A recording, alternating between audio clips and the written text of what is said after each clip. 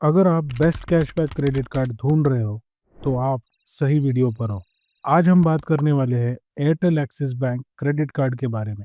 ये एक ultimate cashback credit card है जो आपको 25% कैशबैक ऑफर करता है और इस वीडियो में हम डिटेल में जानेंगे इसके बेनिफिट्स, चार्जेस और टर्म्स एंड कंडीशंस के बारे में। So let's find out. सबसे पहले बात करते हैं 25% कैशबैक की।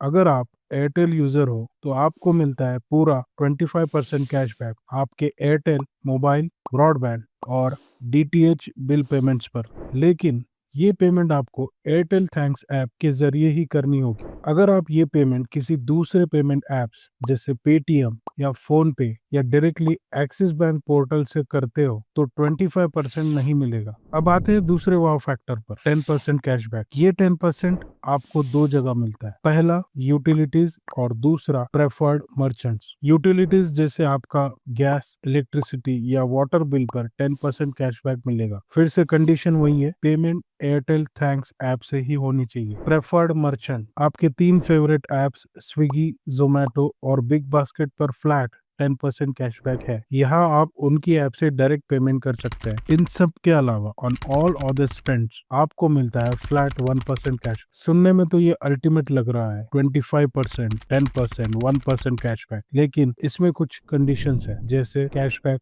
कैपिंग। पहला जो 25% कैशबैक आपके एयरटेल बिल्स पर मिल रहा है उस पर हर महीने की 250 की लिमिट है। इसका मतलब अगर आपका एयरटेल बिल हर महीने 1000 है तो 25% के हिसाब से आपको 250 कैशबैक मिलेगा। लेकिन अगर आपका बिल 2000 है तो 25% यानी 500 नहीं मिलेगा, आपको फिर भी 250 ही मिलेगा। सिंपल भाषा में 25% कैशबैक सिर्फ आपके पहले 1000 के एयरटेल बिल पर है, उसके बाद 0%। दूसरा जो 10% कैशबैक यूटिलिटी बिल्स पर मिल रहा है उस पर भी महीने की 250 की लिमिट है, यानी आपके पहले 2500 के यूटिलिटी बिल्स पर 10% मिलेगा, उसके ऊपर कुछ नहीं।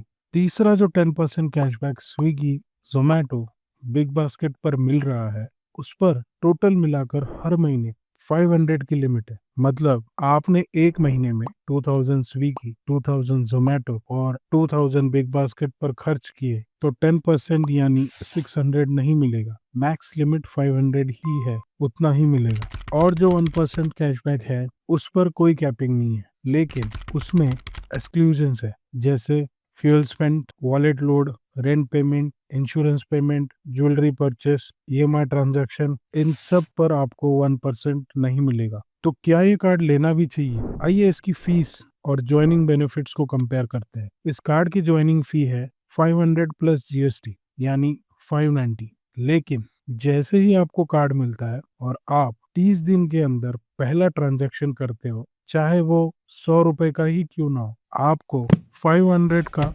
अमेजॉन ई वाउचर मिलता है। तो टेक्निकली ज्वाइनिंग फी 590 और वेलकम बेनिफिट 500 लगभग बराबर है। अब बात करते हैं दूसरे साल की एनुअल फी जो सेम 500 प्लस जीएसटी यानी 590 है। लेकिन यहाँ एक वेवर कंडीशन है, अगर आप एक साल में इस कार्ड से 2 लाख खर्च करते हो तो ये 500 की फी माफ हो जाती है। तो सवाल ये है कि क्या आप इन कैपिंग के बावजूद साल का 500 से ज्यादा इस कार्ड से बचा सकते हो? चलिए समझते हैं। मान लो आपका एयरटेल बिल 1000 पर मंथ, उस पर कैशबैक 250 पर मंथ जो साल का 3000। यूटिलिटी बिल 2500 पर मंथ, उस पर कैशबैक 250 पर मंथ जो साल का 3000। Swiggy, Zomato, big basket 5000 per month, उस पर कैशबैक 500 पर मंथ जो साल का 6000। तो टोटल साल में 12000। अगर उसमें 590 फीस घटा देते हैं तो नेट सेविंग 11410 होगी। अगर आप एक एयरटेल यूजर हो और एयरटेल बिल्स, यूटिलिटी और फूड में इतना खर्चा करते हो तो आप साल के 12000 तक बचा सकते, और ये कैशबैक आपको हर महीने की बिलिंग साइकिल में ऐड हो जाता है। इसके अलावा अगर आप 3 महीने में इस कार्ड से